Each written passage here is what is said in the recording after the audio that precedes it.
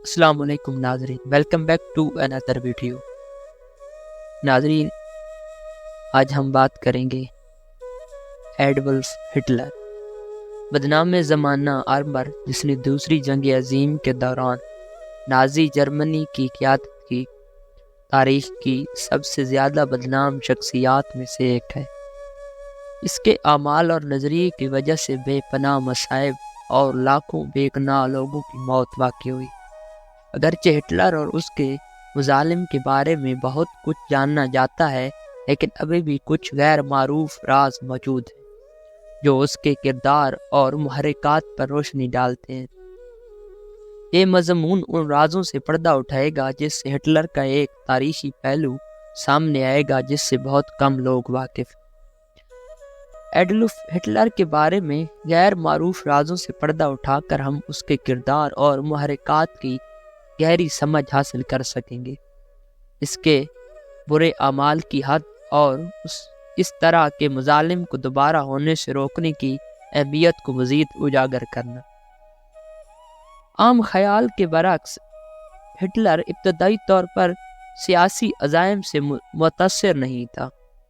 اپنے ابتدائی سالوں میں وہ ایک فنکار بننے کی خواہش رکھتے تھے،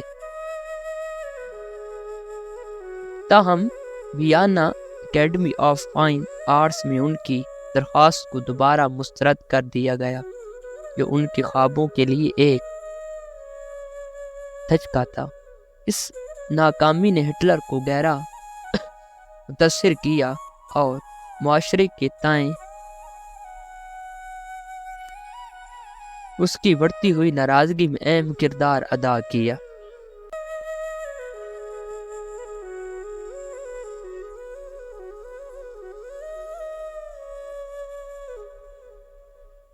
ہٹلر کی زندگی کا ایک اور خفیہ پہلو ایک جرمن فلسفی فریڈرک نیچے کی کاموں سے اس کی دلچسپی تھی، جو اپنے متنازع خیالات کے لیے جانا جاتا تھا۔ نیچے کی تحریریں خاص طور پر ان بریمچ یا سپرمین کے تصویر سے متعلق نے آرائی برتری پر ہٹلر کے یقین کو بہت متاثر کیا۔ ہٹلر نے نیچے کی نظریات کی تشریح اپنے بڑھتے ہوئے نظریات کے مطابق کی۔ ان کا استعمال اپنے نسل کشی کے عوامل اور نسلی طور پر خالص معاشرے کے اصولوں کے لیے کیا۔ اپنی پوری زندگی میں ہٹلر کو صحت کے متعلق مسائل کا سامنا کرنا پڑا، جس نے اس کی ذہنی اور جسمانی تندرستی کو بہت متاثر کیا۔ یہ خیال کیا جاتا ہے کہ وہ پارکنسنس کی بیماری میں مبتلا تھا، جو اس کے کانپتے ہاتھوں اور دھندلی تقاریر کی وضاحت کر سکتا ہے۔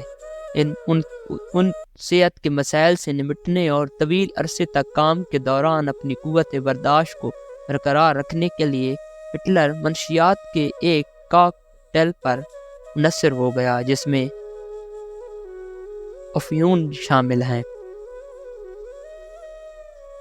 مادرون نے ممکنہ طور پر اس کی پہلے سے مسلوق شدہ ذہنیت کو بڑھا دیا، جس سے اس کی غیر معقل فیصلہ سازی اور انتہائی بے حسی میں اضافہ ہوا۔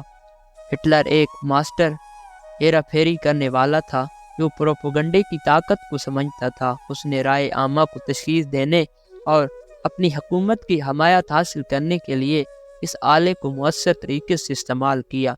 جوزف گوبلز کی قیادت میں نازی پروپیگنڈا مشین نے جھوٹ اور غلط معاملات کا ایک جال بچھایا، جس میں ہٹلر کو ایک کرشماتی رہنما اور جرمنی کو بدلنے کے لیے ایک شاہکار قوم کے طور پر پیش کیا گیا۔ بیانیہ کو کنٹرول کر کے ہٹلر اقتدار پر مضبوط گرفت برقرار رکھنے اور اپنے تباہ کن ویژن کے پیچھے لاکھوں لوگوں کو اکٹھا کرنے میں کامیاب رہا۔ طاقت کے اگلے حصے کے پیچھے ہٹلر ایک الگ تھلگ اور گہرا پاگل فرد تھا۔ اس نے اپنے آپ کو وفادار پیروکاروں میں سے گھیر لیا، لیکن بہت کم لوگوں پر بھروسہ کیا۔ اس کا اندرونی حلقہ دھوکہ دہی، سازشوں اور طاقت کی کشمکش سے بھرا ہوا تھا۔